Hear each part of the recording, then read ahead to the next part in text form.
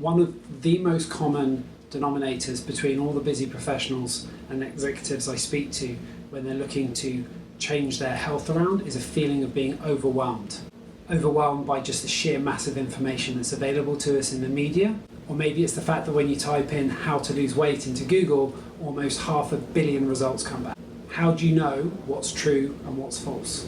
How do you know what will work for you and what won't work for you, as we're all so different? Also, there can often be a sense of overwhelm by the sheer journey that lies ahead of you. If you've got a lot of weight to lose or your health is in a really bad place, it can feel totally and utterly unachievable that you might ever see the light at the end of the tunnel. Maybe your health has suffered due to a very stressful job, or maybe even a series of jobs. Maybe your whole career has been quite stressful. And sometimes people develop coping mechanisms to deal with that stress that can be reliant on food and drink. Whatever the specific reasons are, the feeling of being overwhelmed is the same. And that feeling, that horrible feeling of not knowing where to start, that often stops people from ever even starting on a journey of becoming healthier. Enter my client Bob.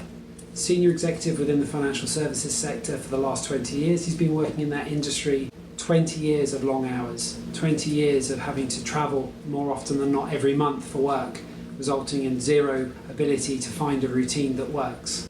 Constant deadlines, constant pressures from either external clients or from within the company itself.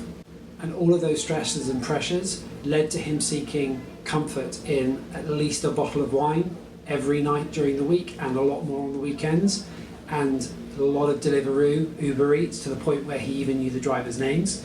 Or he would grab food on the way home, and let's be honest, it was very rarely ever a salad. Oh, and his gym membership at one of the top gyms in London here. Needless to say, he went twice in a year. Those 2 visits equaled £1,000 per visit. So even though he had the gym, it wasn't helping.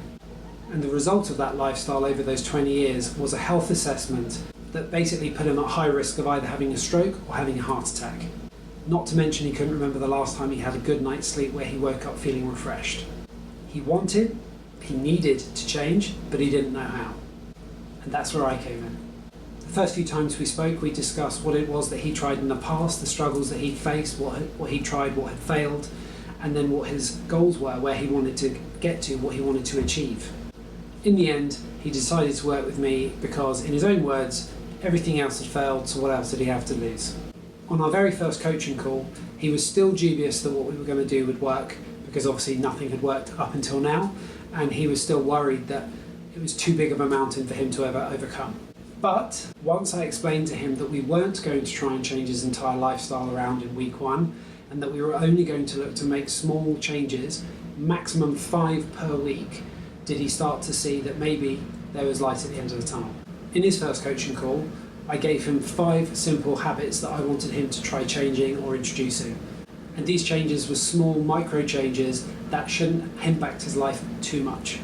At first he was a bit confused by how just drinking 2 to 3 litres of water a day, not drinking caffeine after midday, trying to get 7 to 8 hours of sleep every night, and not drinking every day but maybe only drinking 3 days of the week would affect such a big change. But after the first week, when we had our second coaching call and we went over how he was feeling, how much more clear-headed he felt, how much more energy he was already having, and how he was starting to feel like he was sleeping better, did he decide to humour me for another week. For 12 weeks, we ended up changing between 3 and 5 habits every week, and he ended up losing 15 kilograms, which in old money is almost 2.5 stone. Not only did he have great weight loss, but his energy skyrocketed. He no longer had slumps in the afternoon.